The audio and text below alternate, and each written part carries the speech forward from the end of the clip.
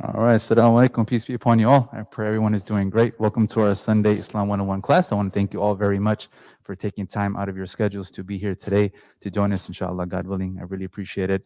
Today with us, of course, is our dear Sheikh, Sheikh Jibreel Speight. He'll be leading the discussion, and the topic is embracing permanence as a Muslim. Very beautiful topic. So Sheikh Jibreel will be talking about that. Just a few announcements, if it's okay. The first thing is, of course, we do have lunch in the back, so please don't be shy. Feel free to grab something. Number two is, as you can see, the structure of the tables. Because of the rising cases, of course, just a reminder from myself and everyone else, we're going to limit one table, one chair. But of course, if your family is not a problem, we want to kind of do that. Number three, face masks. Please keep your face masks on. If you're eating or drinking, that's no worries. But once you stop eating or drinking, if you kindly put that back on, that'll be great.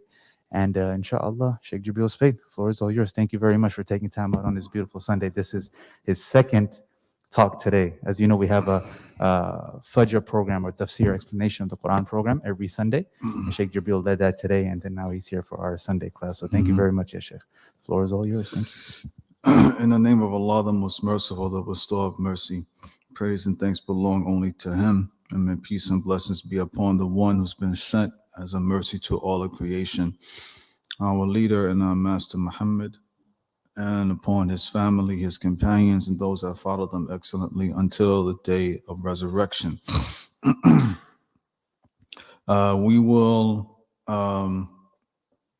We have about, I suppose, a half an hour or so.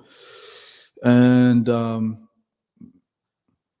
there are various places in the Quran that talk about this idea of permanence in the deen. And the idea of permanence, of course, the opposite of permanence is that which disappears. And what is meant by the title then is that how is it that a Muslim can remain permanent as one submitting to the creator of all? How is it that a Muslim can retain being in a state of submission to the best of his ability? What are possible things that are connected or related to permanence in this way of life called Islam? What is it that a person could do? What is it that a person can do to keep, hopefully, themselves in this permanent state of being, inshallah, or Allah willing, someone submissive to the eternal creator? And what are some things that will will pull at the individual or individuals with regards to being in this, hopefully, this permanent type of submissiveness to Allah? And is it possible to say that this can be done individually, or does it require more than an individual? These are all questions one might want to consider. An example of this idea of permanence is what we can find in the second chapter of the Quran.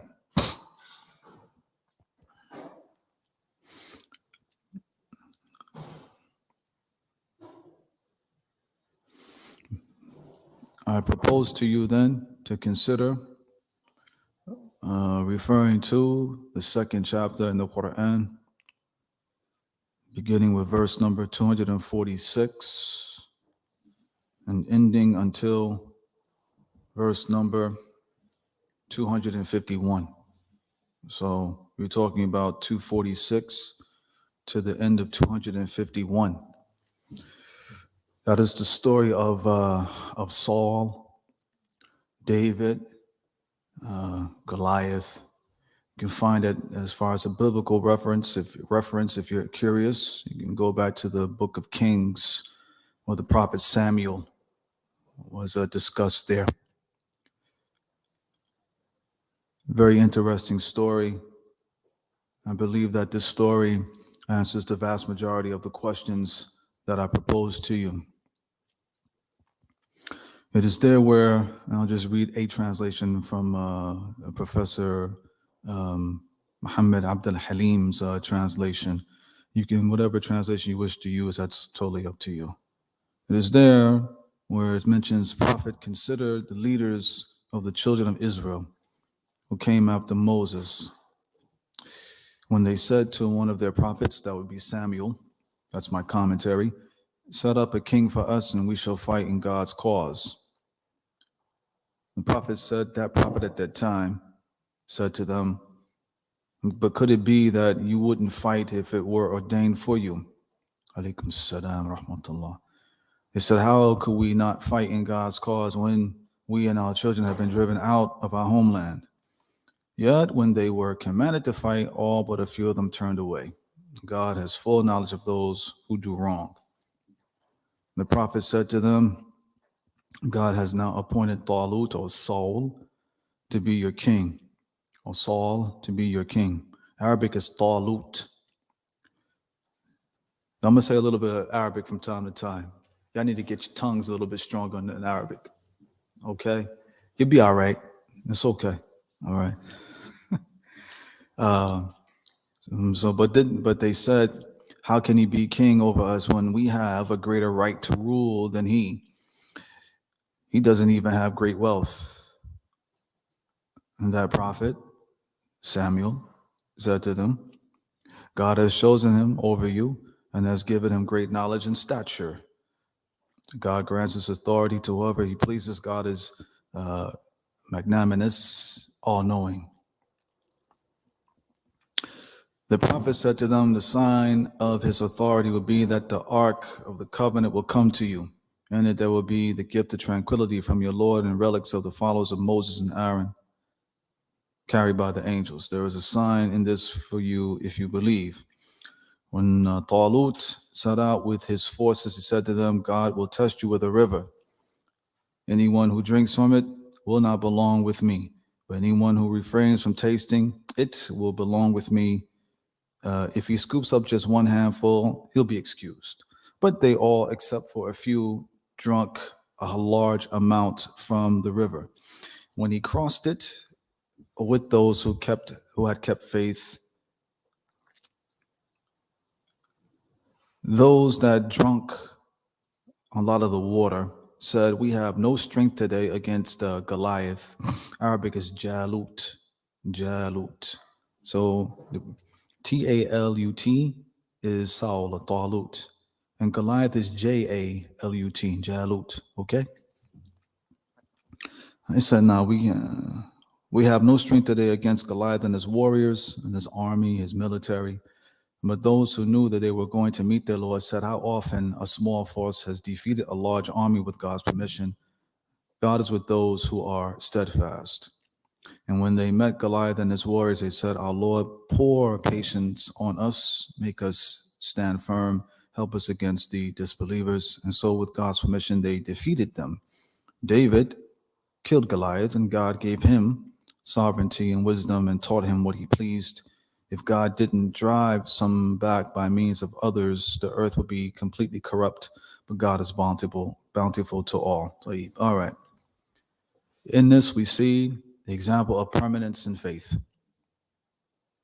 Let's go through it.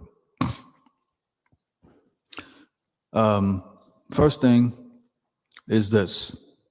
Here's some reflections. First of all,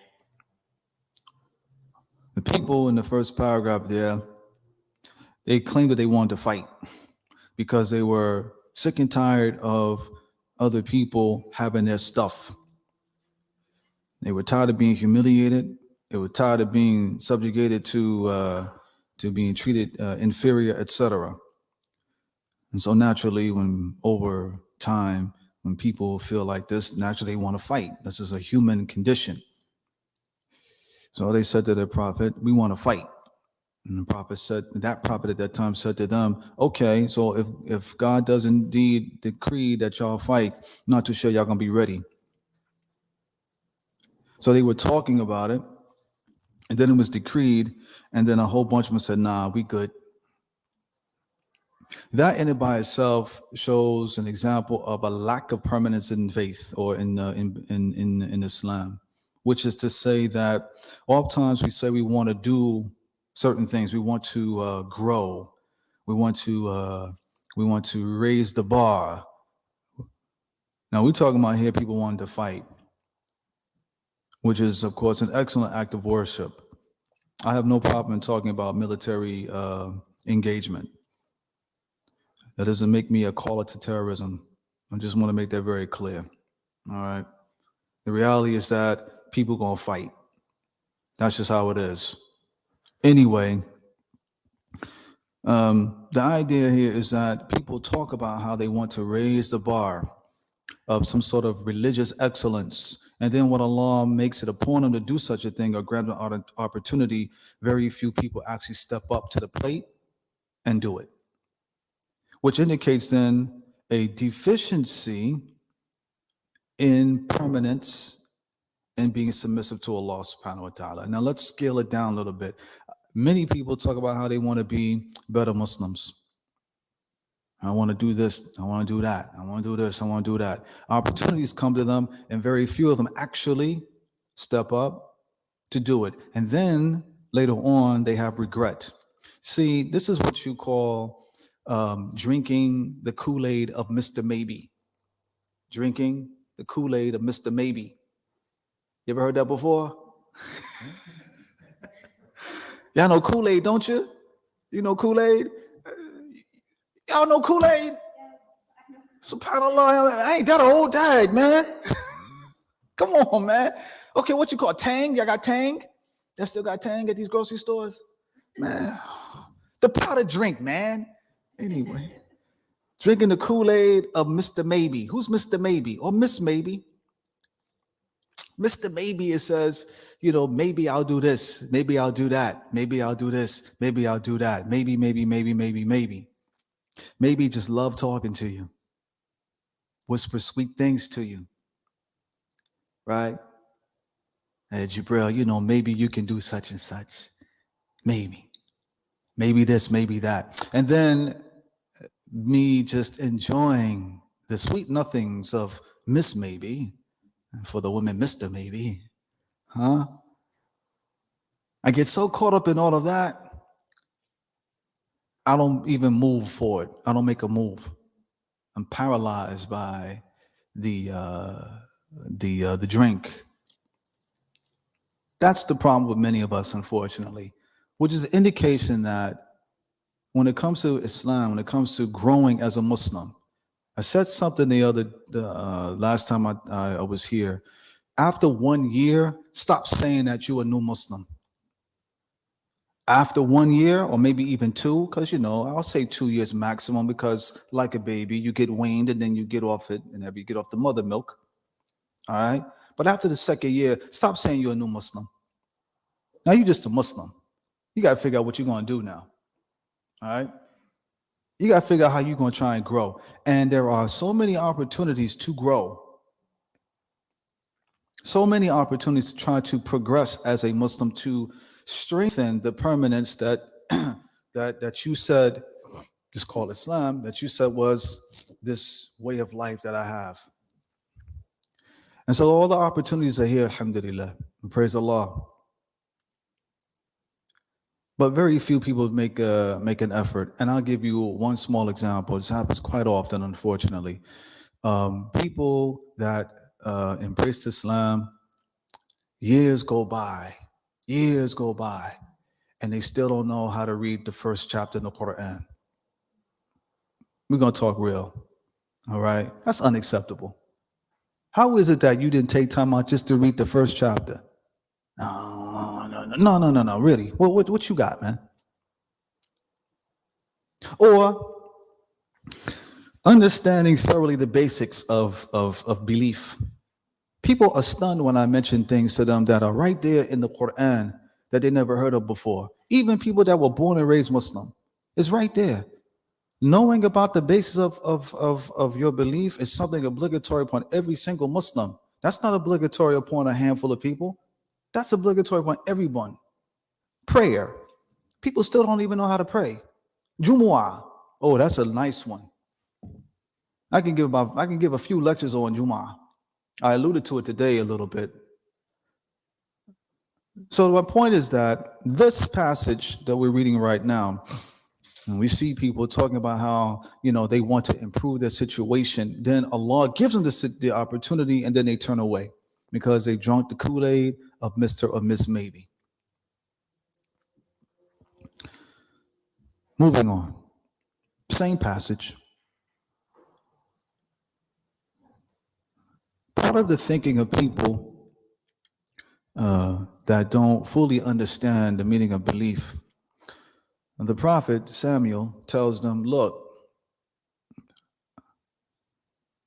there's somebody amongst you who's going to be your leader.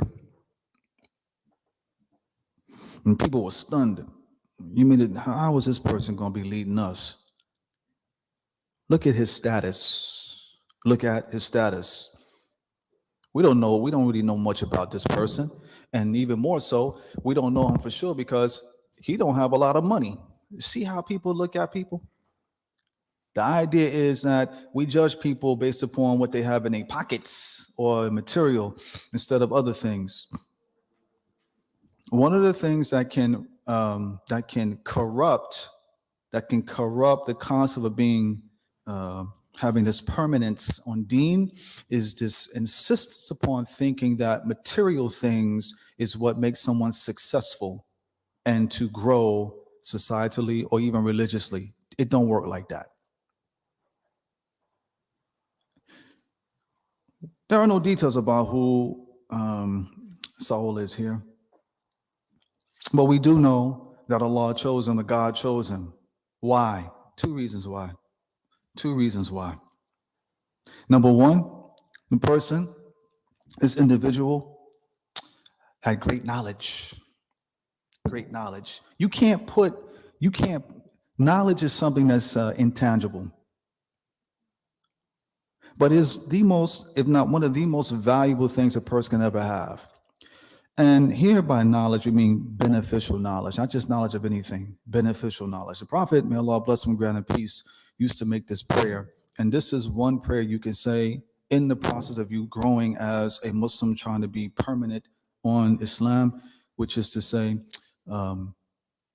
after you pray dawn prayer, Fajr prayer, oh Allah, I ask you for beneficial knowledge. Oh Allah, I ask you for beneficial knowledge. And I also ask you for legal or permissible provision. Legal or permissible provision. And I ask you for accepted deeds. Three things. What I say? First one, after dawn prayer, you finish praying dawn prayer, you ask Allah for what? Nah, the first thing I said was beneficial knowledge. Number two, what kind of provision? Legal, permissible. All right? There's two types of provision. This right here is a provision. It could be permissible and impermissible. All righty? Maybe one time, well, anyway, it's coffee. And some cats, unfortunately, do sup with their coffee. I don't, alhamdulillah. You understand? All right? And the third thing is what? Acceptable deeds. Acceptable deeds. That's after Fajr, after dawn prayer. The Prophet Muhammad used to also, may Allah bless him and grant him peace, in general, he used to make this prayer. Oh Allah, I seek refuge in you. Oh Allah, I seek refuge in you from knowledge that is not beneficial. Knowledge that is not beneficial. There's a lot of stuff out here that you think is knowledge. I think is knowledge. It ain't beneficial whatsoever. It's just noise. All right, just characters on Word or Word Perfect or PDF. So he used to say, may Allah bless him, grant him peace. I seek refuge in you from unbeneficial knowledge, from a heart that is not fearful of you, and from a prayer that is not answered. All right? Say it again. I'll say it again. The Prophet used to also say, in general, oh Allah, I seek refuge in you from unbeneficial knowledge. an unfearful heart, and an unanswered prayer. All right, let's move on. So the first thing this person had was great knowledge, great beneficial knowledge, which goes to show us that when it comes to trying to be, this sense of permanence as a Muslim, we should seek beneficial knowledge, and we should be addicted to learning. Addicted to learning.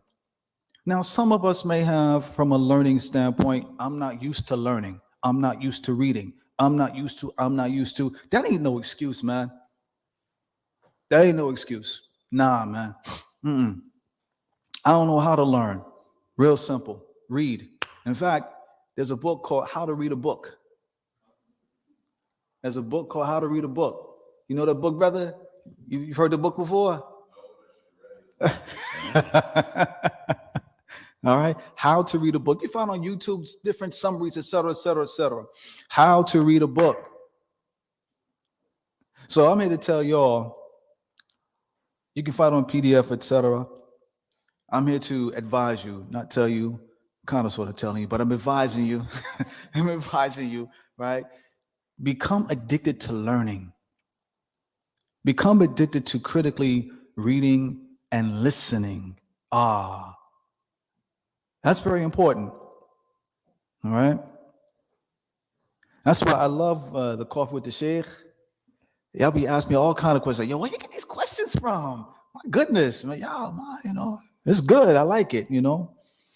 I'm not taking it back at all. I love it. Critical reading, critical thinking, and critical listening. Those are tools that we should start learning to have, regardless of your quote unquote educational level. That's something you can learn. You don't need no degree for that. Okay? Great knowledge. The other thing was that stature. The man was physically strong. He was physically strong. And herein lies something as well, that good health has a lot to do with how a person can remain, inshallah, permanent in Islam. Isn't that interesting? Good health. And what is the meaning of good health? Well, good health, definitely ain't eating a chocolate chip muffin. I need to stop doing right. But of course, eating the not just the permissible, but the purest type of food you can find. It includes fasting. Public service announcement. I always got to give this public service announcement from www.jibreelspeight.com. For all you, mostly women, who have yet to make up your days for Ramadan, you got about 3 months left. What you waiting on? This concludes the public service announcement from www.jibreelspeight.com. With fasting. That's part of the clean health as well. And of course, we all know eating properly. Of course, we have a system. We don't eat until our bellies are full. And of course, going out to work out and walk and what have you. All of these things actually are good for developing a greater sense of permanence in the deen. Do you know why? Because if you're healthy, that means you can worship Allah more. That's why. When you're healthy, you can worship Allah more. The great companion, Abdullah ibn Umar, may Allah be pleased with him, and his father had mentioned a comment. The Prophet had mentioned, may Allah bless him, grant him peace, when he said that that you should be in this life, in this world, as if you are a traveler, or as if you are a stranger. And then Abdullah ibn Umar had commented, after hearing this from the Prophet, may Allah bless him, grant him peace, he said that when you wake up in the day, don't expect to live the evening time. And if you are alive in the evening time, don't expect to live in the morning, the next day. And then he said, amongst the things he said, take advantage of your health before your sickness. Take advantage of your health before your sickness. So We now learn, I think that there's like 4 things I think I may have mentioned so far about permanence with respect to the deen, Islam. Then Saul goes on, Samuel tells the children of Israel that, look here, God grants his authority to whomever he pleases. This is also part of permanence in Islam. It's to recognize that you ain't going to get everything from Allah. That's okay. You get what Allah has written for you. You get what Allah has written for you. And that's it. So if somebody else has something more than you, okay, Allah gives it whoever he wants to. So part of the permanence as well is to accept the fact that Allah favors some people over other people with regards to materialistic things. Some of us in here have higher salaries, some of us has lower salaries, etc., etc. And when a person becomes caught up in the materialism, that's when they start chipping away at the concept of having permanence in Islam.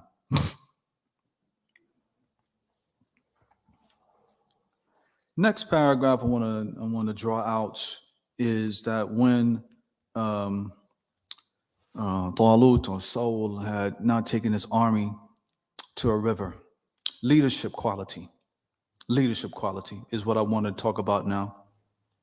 Is that Muslims as well, when it comes to having a sense of permanence, should have a sense of being a leader without necessarily seeking leadership. You understand that? Say it again. Should embrace the sense of leadership without necessarily wanting leadership. All right? Meaning that a Muslim should be ready to be a leader, but don't necessarily want to be a leader. I have the tools of being a leader. In other words, a Muslim is ready to take on responsibilities that perhaps other people may not be ready and willing or don't even deserve. And they're ready to take on accountability, basically. They are not afraid or shy away from accountability, which means that they have self-confidence in themselves. Not arrogance, self-confidence in themselves. Which means that they are self-aware, because every leader makes mistakes. Every leader makes mistakes. Me giving a class, I'm like a leader. I'm probably making mistakes right now. Okay. It is what it is. All right? So the same thing for all of us. Now you're doing this program here at OCIF. Okay. So maybe one day, as you continue to grow as a Muslim, you might be tasked, you might be asked, who can do such and such? And it's right under something that you like. I don't like to say passion. All right. Passion is fleeting, in my opinion. All right. Take it. If you think you got the tools, and do it. But be ready for accountability, responsibility, et cetera, et cetera. So, okay, fine, okay. Learn, live, learn, and keep moving. Ask Allah for help to help you. All right, so that's what we learn here as well. Leadership, or a sense of having leadership, accountability and responsibility. So Talut said, I bet, I'm going to test y'all. I'm going to test you now. All right? And so he mentioned about this river. And so we see people, Saul is telling them, look, you're going to be tested. Here's the river. It's a military expedition. For those of you who work out, you know, you work up the sweat and you're ready to you can't wait to finish so you can replenish your body. All right? And we're talking about people who are traveling. They got the military gear, this, that, and the third. And now here's a river. And they're probably hungry. They're probably thirsty. And the leader's saying, you drink it, you're not a true follower of me. Are you serious? Man, that sure look good over there, man. So most of them drunk from the water. All right. Tests is something that's part of developing true permanence in Islam. Tests are always going to come. The Prophet Muhammad, and I mentioned this in the tafsir class, in the Quranic commentary or explanation class, toward the end, that Allah, when Allah created heaven, the garden, He told Jibreel to take a look at it. And Jibreel said, Allah, when people hear about this garden, everybody's going to want to go into it. And then Allah placed around the garden undesirable things. On the surface, they appear undesirable. Part of the things which are undesirable are every single test and trial that we go through. Sister Catherine is having a test and a trial constantly with her family. Yes, I'm using you as an example. You're okay. You'll be all right. Okay? That's a test, man. She can simply say, you know what? Look here, Ma. Just to make you happy, I'm going to stop praying. I'm going to stop doing this. I'm going to stop being Muslim. I'll turn it on and off again, this type thing here. She could easily do that if she wanted. Ain't nobody going to see her except for Allah. All right? I mean, going through a family trial that all of us are going through as people who have embraced Islam in some way, shape, or form, or our friends, or our girlfriends, our homies, whomever, all right? That's an undesirable thing, man. It's hard. It's hard. That's what I'm talking about, and that's what's meant by undesirable as far as surrounding the garden. This way of life in general that we do, this whole idea of praying certain times of the day, fasting 29 or 30 days, dressing a certain way, now having a structure, a mosque or masjid as something that should be a part of my life. People that I don't know none of y'all, but y'all my brother and sister in Islam. I'm supposed to love y'all more than my own family. How about that? You understand what I'm trying to tell you?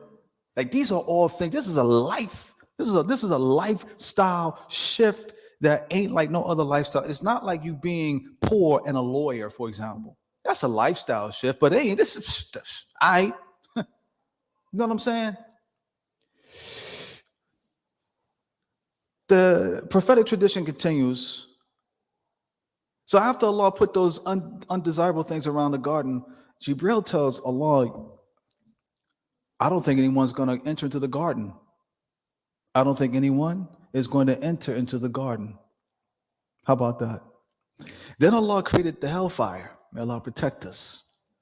And Jibreel was ordered by Allah, go look at it. So Jibreel looked at it and told Allah, when people hear about the hellfire, no one's gonna go in there hearing about it. Forget about looking at it, hearing about it. And then Allah covered it up, surrounded it with all type of beautiful, desirable things that go right after our desires. Alcoholism, alcohol, drugs, women, men, pornography, drugs, etc., etc. Right? Living a foul life, basically, as we used to say, living foul. Right? Right? And Jibreel told Allah afterwards, I'm afraid that a vast number of people are going to enter into the fire. That doesn't just include non-Muslims, that includes Muslims too. All right.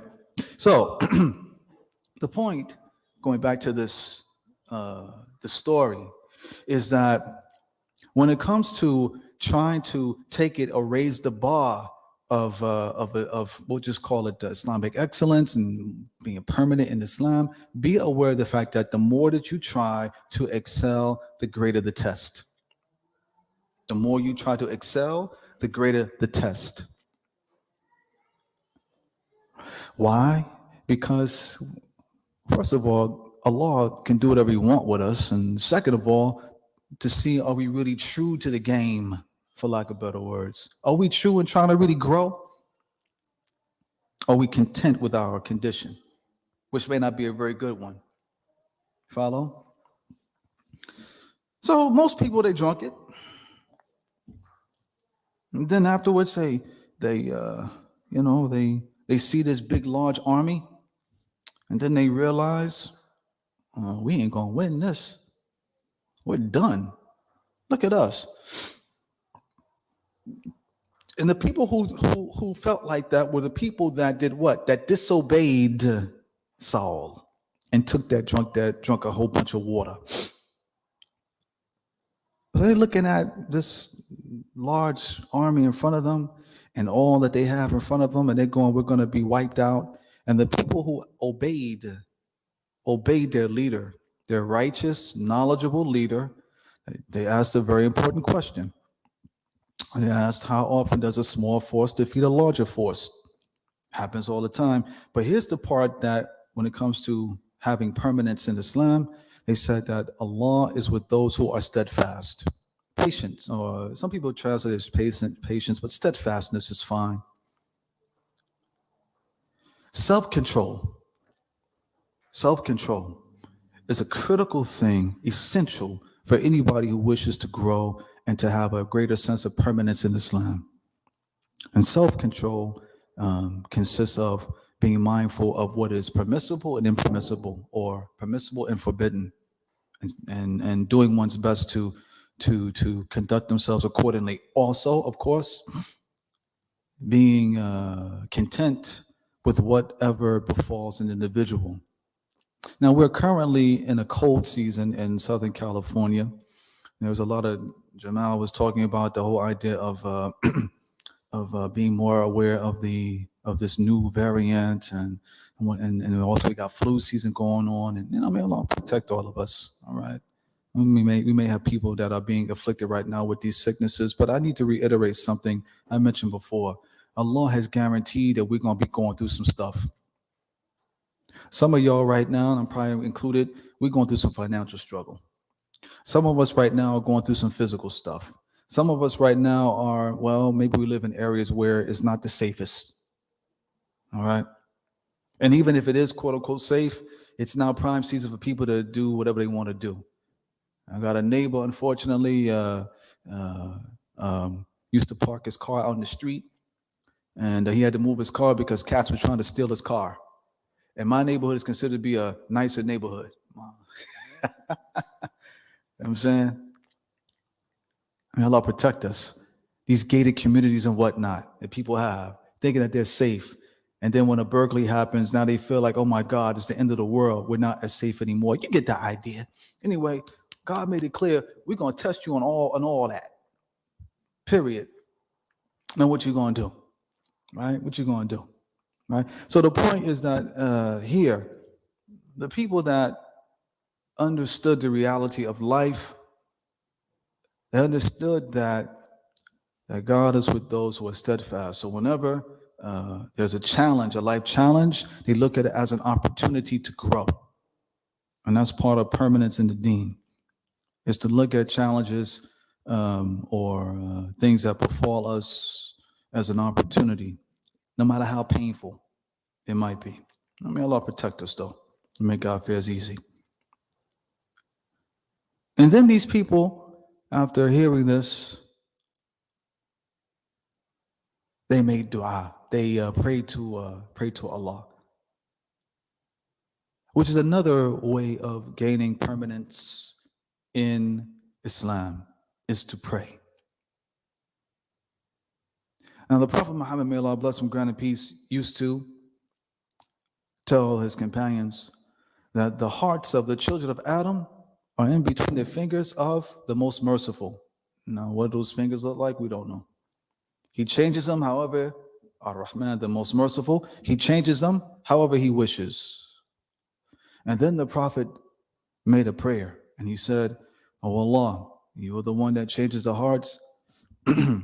Make my heart firm on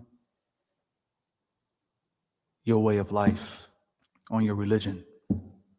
Oh Allah, you are the change of hearts. Make my heart firm on your religion. Another prayer. Oh Allah, you are the change of the hearts. Make my heart firm on your obedience.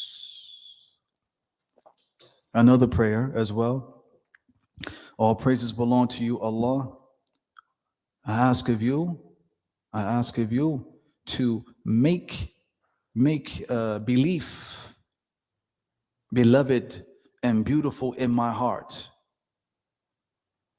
Once again, all praises only belong to you, Allah. I ask you to make belief beloved and beautiful in my heart. And at the same time, make me dislike disbelief, disobedience, and deviation, and make me of the rightly guided. All right. So we have from this story then various lessons and various ways. Lastly, I'll say this: you can't do this alone. Permanence or seeking permanence in Islam cannot be a solo act. It requires people working together.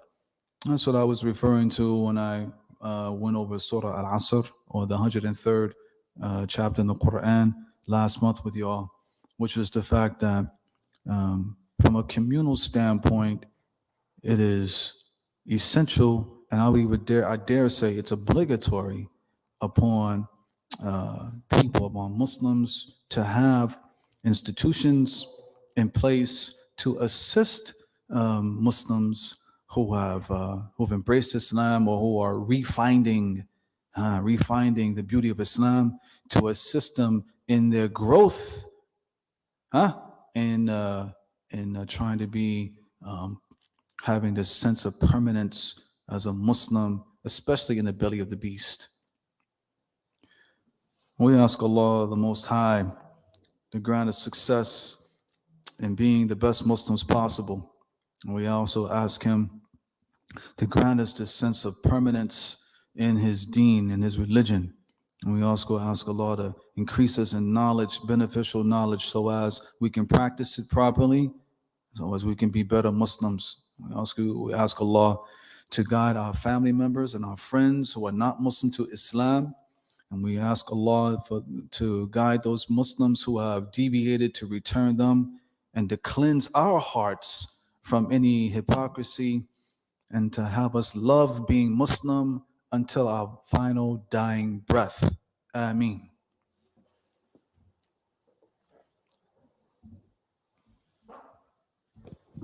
Shaykh Jibreel Speight, Director of Muslim Life at Chapman University. Thank you so much, Ya Sheikh. We appreciate it. It's beautiful.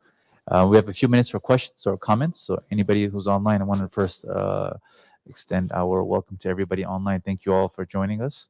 And of course, here on site as well. So if you have any questions, feel free. I'll pass the mic around, and we can field, or Shaykh Jibreel can field some questions. Anybody have any questions here? Sheikh Jibreel, one question, if it's okay. You mentioned very beautifully about health. Can you touch upon mental health as well? I think you did touch on it. And the reason is, of course, sometimes it's a taboo to talk about it. But the reality is many people, specifically Muslims as well, are facing mental health issues and challenges. If you can shed some light on that, please. Yeah, without any doubt, mental health is definitely something that when we talk about health, we need to never forget that the mind and the body and the soul are all connected to one another. They're not mutually exclusive, and that's something that I think that some of us are failing to understand. Once again, the mind, the body, and the soul are all connected to one another. So when we read the Quran, when we hear the Quran, when we pray, when we fast, when we give charity, when we smile, when we say the truth, etc., etc., etc., etc., etc., all of that actually has a positive effect on all three. Conversely, same thing when it comes to our sins. Sins as well play a role in the regression of someone's physical, spirit, let's say spiritual, for lack of better words, and also mental health. No doubt about that. Now, with regards to mental health itself, I would say that a part of the problem of mental health disease, I'm not going to belittle this whatsoever because it is real. Well, part of our problem is that we talk about anxiety and depression and what have you. To be frank, I don't think we understand the word contentment. To be frank, I think some of us don't understand the word contentment. It consists of two words. Contentment is the sum of gratitude and steadfastness. Steadfastness. Again, contentment equals gratitude plus steadfastness. The Prophet Muhammad, may Allah bless him and grant him peace, has mentioned that the situation of a believer is amazing, and it's only for a believer. Whenever Allah tests that individual with something good, they show gratitude, and that's good for the person. And when Allah tests them with something not so good, they are steadfast, and that's also good for that individual. Gratitude and steadfastness equals contentment. Why do you mention that, ya akhi, my brother? Why you mention that? I mention that because of the fact that this is part of our problem. Part of our problem is that we don't show this quite often. Number two, we don't show the necessity of having trust and reliance on Allah. We don't really trust and rely on Allah. We trust and rely on a lot of other gimmicks and what have you, but we don't really trust in Allah. And that's a problem, which speaks to the issue of belief, to be honest with you. So when it comes to mental health, part of it, a Muslim should ask, how am I doing with regards to my understanding of Allah? Really? Another problem that we have is that some people, especially in these Muslim households, and maybe not so as well, even those of who have embraced Islam, we may have been subjugated with parents or people that throughout the course of time have somehow superimposed their worldview upon us, and now we look at it the same way. So we're looking at the world in the eyes of these people and not the way that we ought to be looking at it. You understand me? This happens quite often. All right, I mention this because as a chaplain, I deal with this quite often, particularly with students. The parent, my dad, my mom, this and da da da da da da da da da. All right, man, what about you? How you want your life to be? Like, when are you going to take control of your life? You know what I'm saying? And what does your life look like? And this is part of the challenge as well, is that some of us are going through this right now, really, in the sense that, throughout the course of our growing up and our upbringing, etc., that our parents or our guardians or people close to us, they had somehow magnificently, I would say, and I don't mean that in a positive way, they found a great way to superimpose their worldview, their view on life upon us, and now we look at it the same way. So now we don't like compliments. We're uncomfortable with that. We have this perfectionist attitude. I'm never good enough. I'll never be good enough. And then we start giving we start saying always and never. I always do such and I never do such and stop. You sound stupid. All right. These are absolutes that are illogical. So let me offer this to people. If you feel like, or when you feel like you are sinking, may I suggest the following: talk to yourself in the mirror. I talk to myself. Partly because I don't have any brothers and sisters. I've always had an imagination. All right? But talk to yourself. And then this is what you do. You want to criticize yourself, you go right ahead. You take out your smartphone. Right? Get whatever, if you got an iPhone, whatever, do you. Take out the voice memo, start recording yourself. How would you talk to yourself? How would you talk to yourself? Give yourself 2 or 3 days and then replay it. And how you sound? Are you going to sound gentle? Oh, that's okay, Jibreel. It only happens, Oh, you're going to say, man, I can't believe I did that. That was just so stupid of me, man. What am I thinking about? God, man, dang, man. Every time, man, I can't never do that. Sir, then replay it. Replay it. Right? And then see how you sound. You'll be like, well, I can't believe I said that. And then ask yourself this question: would you say that to your best friend? Would you? Probably not. Then why are you saying it to yourself then? You feel me? Like these are the type of things I think we ought to think about. So part of mental health, as far as overcoming or managing, is to have a greater sense of the following. Allah gave you a body, He gave you a soul, He gave you a mind. Take ownership of it. What you waiting on? Next question. Yes, sir. Anybody here on site? Any questions, brothers and sisters? We have a question here online, Shaykh Jibreel, from Julio Cesar Moreno. Welcome, Julio Cesar Moreno. Welcome. What does the Quran say about passing judgment? Good question. Passing judgment. What? Oh, you mean like don't judge me? This type thing here. I assume. Well, you know, there's this thing going on called mindfulness. You ever heard of mindfulness before? Mindfulness. You ever heard of mindfulness? Mindfulness. The idea is to live in a moment. However, at the same time, to do what? To not judge your actions, etc. Right? Look, in Islam, there are levels of judgment. So this whole thing of don't judge me, what is that supposed to mean? Like if I see you with a big old round piece of pizza, a pizza pie, if I see you with a pizza pie and you getting down and your beard or your khimar is all, you know, full of tomato paste and because you loving that pizza pie, I'm gonna judge you. Let's be honest. Huh? Let's stop acting like no, we always judge each other. I was a bit less. Stop lying. So as I walked in, y'all looked at me. I come in here, Jamal, mashallah, Sheikh. I like what you got on, bro. You got the sneakers on too, man. You smelling good, man. I mean, he's dropping all the judging on me. Okay, that don't bother me, man. Alhamdulillah, I'm glad, man. I'm glad. All right. This thing is 20-something years old, man. Brother gave me this as a gift. Yeah. Thank you. Thank you.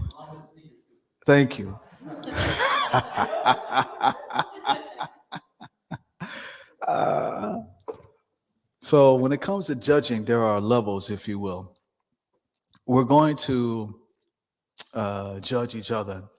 The question is, what do we do once that comes into our head? Are we going to articulate that? And if we're going to articulate it, is it going to be something positive or something negative? That's when the test comes in. So I may go to the mosque and I see someone praying, someone doing something very strange in their prayer. Okay. I could say to myself, this person doesn't know what they're doing and just walking and go about my business. Or I can be kind enough and say, listen, sister, listen, brother, I see that you do X, Y, and Z. May I remind you or show you how to do X, Y, and Z and keep it moving. And then we have other types of judgments that maybe we ought to be careful about. For instance, the Prophet Muhammad one time was sitting with his companions and a Bedouin comes in. And this Bedouin had to use the bathroom.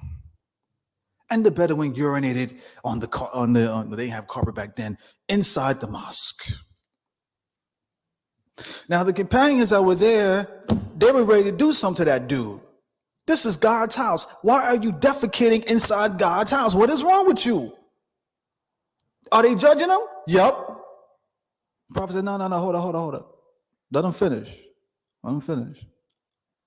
Do you know why the Prophet told him, let him finish? Because in some narrations, it was stated that if you had gone to that person while defecating, the urine would have been all over the place. So instead of it being concentrated in one area, it would have been all over the mosque. Wisdom. So the man finished. And may Allah honor all of you. Every time when you say something that's not clean, like defecation and excrements and everything, this is a manner, Islamic manners. Whenever someone says something that seems nasty or dirty, you should say, may Allah honor you. May Allah grant you honor. Okay. So then the Prophet said, all right, give me a bucket and pour the water on the thing. And then he told the Bedouin dude, come here, let me talk to you for a minute. Now maybe someone might think, all right, they're probably about to get into him. Let him have it. He just said, look here. This place is not a place of excrement. It's not where you defecate, okay? This is a place of remembering God, reading the Quran. All right? How is it? He didn't blast them. He didn't hammer him. Didn't beat him down. Didn't give him a whatever. He just said, "This is what you do." Okay. So we learn from that as far as judging. You're gonna judge. The question is not, what are you gonna do afterwards? Another level of judgment is the following. I have a family member, for example, okay? And that person is an atheist. Forget about loving Jesus. Peace be upon him. No, ain't no God, for example. All right? Okay. If you go on and say, you know what, that person will go to hell. Well, how do you know that? How do you know that? You don't know that. What you ought to be saying is, may Allah guide that person. I got a cousin or aunt, whatever. Think they so smart, but they're atheists. They don't believe in God. Like, have you talked to them about God? Nah. Why not? Because you're going to say they going to go to hell, though. How you sound, man? Or woman? You know what I'm saying? Like, so there are levels to the judgment. All right. There are certain things that there are red line. We don't judge. We don't know about people in this life. All right. There's certain things. Okay. We can have some judgment for, but then the question is, what do you do after that? Are you going to act upon it, or are you going to refrain? So you can see that it's somewhat of a nuanced answer, then, at least in my opinion, and Allah knows best. Thank you, Shaykh Jibreel. Great question as well online. Brothers and sisters, any last minute questions, comments? Everyone all right? All right, excellent. Shaykh Jibreel Speight, thank you so much. May Allah subhanahu wa ta'ala bless you. We got a question. I mean, may Allah bless you, of course. That's not what I'm saying. We got a question that came right in when I was saying that. So let's go ahead and, if it's okay with you, we'll field this last question. All right. Question here is from our dear sister Elizabeth. How do we deal with toxic people who discredit you on the way you are learning Islam? Okay, well, I don't know how the person is learning. So let's and the person is toxic. I don't know, but let's make an assumption, shall we? You as a person have a steady, good approach to learning about Islam. You're not, choosing things here and there. You have a solid, steady approach going from beginning level to intermediate to advanced, basically. All right. A solid, steady approach to learning Islam is beginner topics, intermediate topics, and then advanced topics in that order. Not advanced and then intermediate, beginning, and you jumping around there. Nah, man. That right there, forget about it. You ain't gonna learn nothing. Okay. So let's assume that you're doing it like that. You have a systematic approach, and it's a very good one. Beautiful. And then my man come and tell you, what you doing, man? You trying to learn some Arabic. You trying to be an Arab, for example. Huh? You come on here, you gonna hear that Shaykh Jibreel dude, man. You need to go and do something. Toxic people. I have one thing to say about toxic people. Cut them off straight up. I ain't got time, man. You ain't got time, man. Maybe if I were younger, I would say, be patient. Nah, man. Nah. Allah's testing you with that person. Cut him loose. Cut him loose. All right. But he's my man. If he's your man, then you need to tell, if you're really my boy, right? If you want good for me and you're a Muslim, the Prophet Muhammad has made it clear that what? That you don't have true belief unless you love for your brother / sister what you love for yourself. So you want me to be ignorant? What you trying to do? How about you join me? I don't want to. All right, peace. He's looking at me like, that's kind of harsh. I'm sorry. Okay. But no, that's really, you have to let go of toxic people, man, to the best of your ability. Distance yourself from people. And by the way, as all of us who have accepted Islam, you have people who are toxic. You've come across people who are toxic. Do the best you can to distance yourself from them, because all they're going to do is hold you down. You ain't got time for that. This life is too short, man.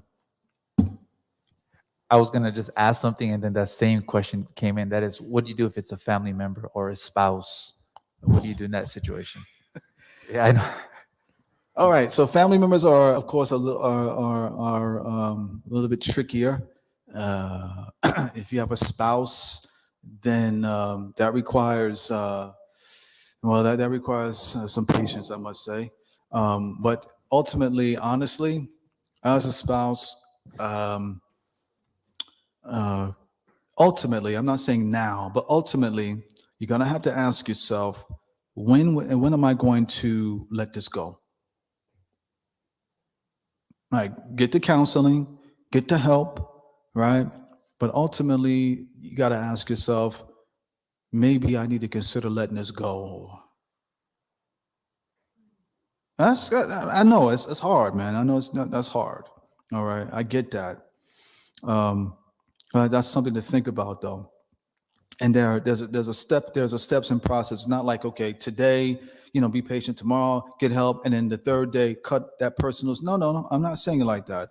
All right, but start beginning to ask yourself, what sort of markers are you going to use wherein you're going to ultimately have this objective of one or two things are going to happen.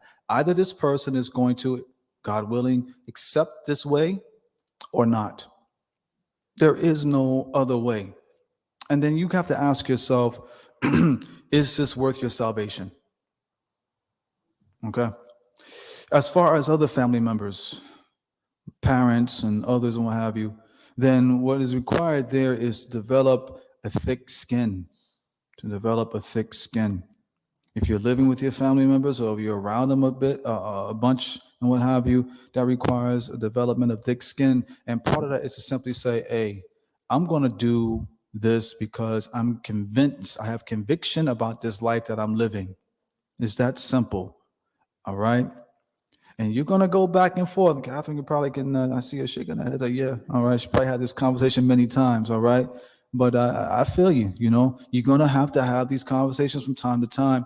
But okay, you got to keep it moving. It might get, and whatever you do, don't get emotional. Whatever you do, don't get emotional because you lost. All right. It's really, really important to keep your cool and keep just stay steady. Say what you got to say respectfully and then keep it moving. Here's some chatter.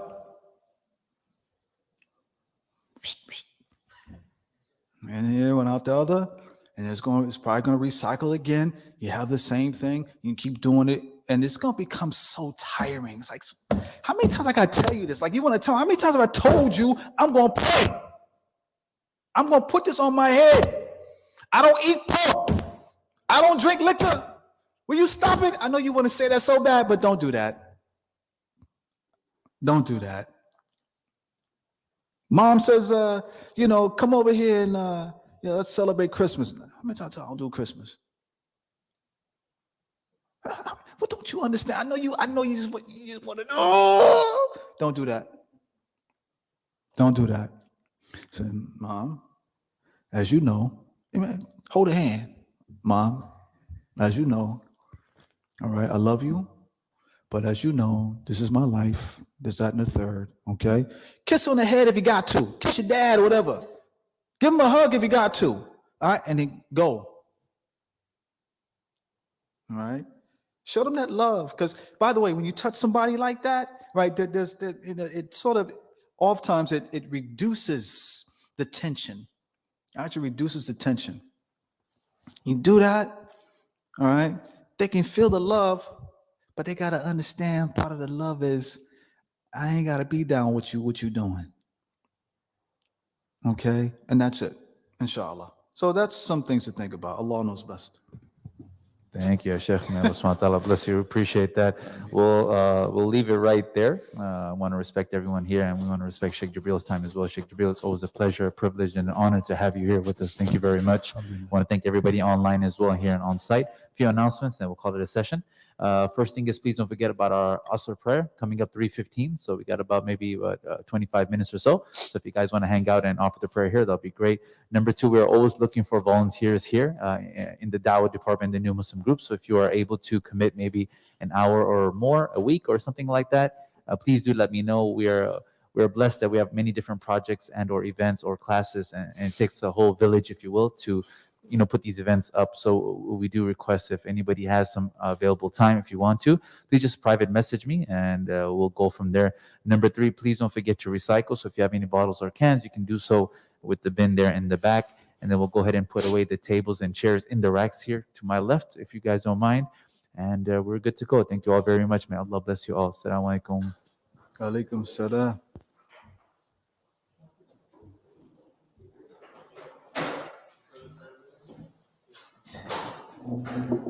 Sorry, correction on the prayer is 3:30. Asr will be 3:30. Thank you.